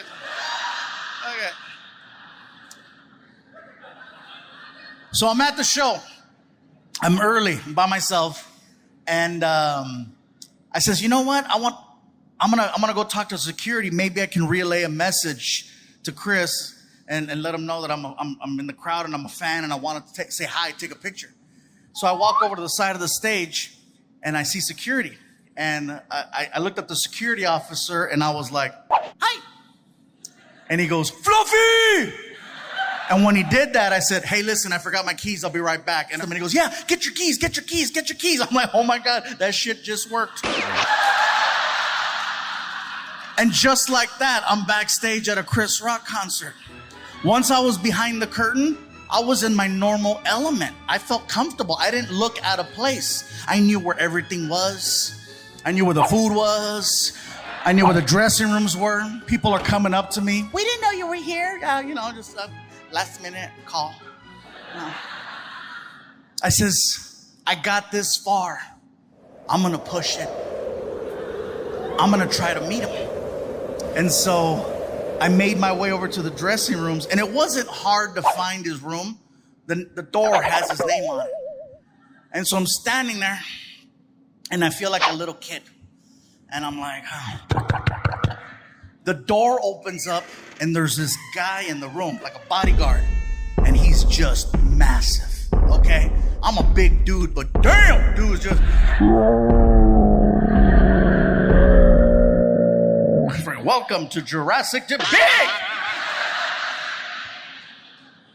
And I'm like, hi. Can I help you? Yes, my name is Gabriel. I'm a comedian. I'm a big fan of Chris's, and I wanted to see if I could say hi. You say you're a comedian? Yes. Well, then you understand that Chris is going over his material right now. He ain't really trying to talk to nobody. So I'll tell you what, player, if you want to come back after the show, you're more than welcome to. But right now, just not a good time. Can I wave? Excuse me? Can I wave? What you mean? Can I wave it? Chris Rock is in the room. He can hear the conversation that's taking place. the stupid conversation that's taking place. I can hear Chris Rock in the background. What's going on? Who's at the door? I'm about to wait. Yo, Chris, I got this, man. Move! All right. And the guy stands to the side. And now I'm looking at Chris Rock. And he recognized me and it freaked me out. He sees me and he's like this. He goes, "Ah, shit! Look who it is! Look who it is! It's the king of the Mexicans." Chris Rock called me the king of the Mexicans. For the rest of the show, everyone referred to me as El Chapo.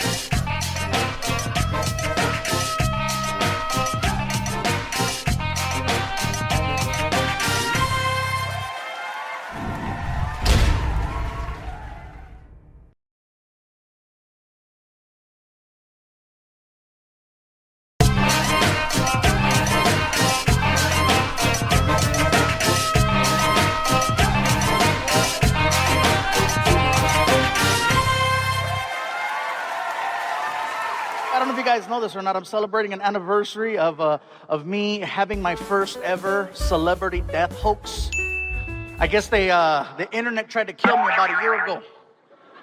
And 25 million people read an article that I died due to complications from diabetes. And I was like, I asked my son, I said, "Hey, did you hear I died?" "That's what they meant." I go, "What do you mean that's what they meant?" "Well, my friends were asking if you were okay." "Well, what'd you tell them?" "I hadn't seen you." Good deal. It's pretty crazy. 25 million people read an article that I died, but no one called me. I got a few text messages. Actually, I take that back. The only person that called was Martin. And I think that's just to make sure that he still had employment. You know what I mean? Hello? "Hey, you dead?" "No, man, I'm alive." "I figured you would have texted me." Good friend. My son Frankie, he's now 18. Yeah. Some of you are clapping like he's leaving. Nope. I asked him, "Hey, what are you gonna do with yourself now that you're 18? What are you gonna do?" "Have you thought about college?" "Just now." "Okay." And I tell him, I says, Frankie, if you want to go to college, the only thing stopping you is you. I says, I tell a lot of jokes. I will pay for your entire college education. You can go to school anywhere you want as long as you get accepted. What do you think about that? I said, if you want to go to school in California, we'll make it happen. You want to go to school somewhere else in America, we'll make it happen. I said, hell, I'll even do one of those special international programs. You know, the ones where you give them one of your children and then they give you one of their children? You know, what is it when you kid swap? Thank you. Sorry, I was like, some of you were like, that's called human trafficking. It's a different program. I would love to do an exchange program with my son, but don't give me a regular kid. If I'm gonna do an exchange program, give me a kid from like a hardcore third world country so that he appreciates all the basic things most children take for granted. You know, like food, electricity, running water, a roof, stuff that costs money, but they just figure it's, it's part of the package. Give me little Tombutu. I would love Tombutu. Give me little Tombutu. Mr. Fluffy? Yes, Tombutu. I was wondering, what time do we go to sleep? You go to sleep whenever you like. This is your room. We sleep next door. All of this is for Tombutu? Yes, all of this is for Tombutu. In my village, 2 families sleep in an area this big? Well, here in America, one big-ass Mexican kid sleeps here. Enjoy. And then I would take him to IHOP or Denny's and let him order whatever he wants and just watch him lose it, you know? This is the Thanksgiving I heard of. Thank you, Mr. Fluffy. Thank you. If there is anything Tombutu can do for you, please tell me. Anything. Can you help me take out the trash? For you, I will eat the trash. Meanwhile, my son is on the other side of the world on top of an elephant trying to get Wi-Fi.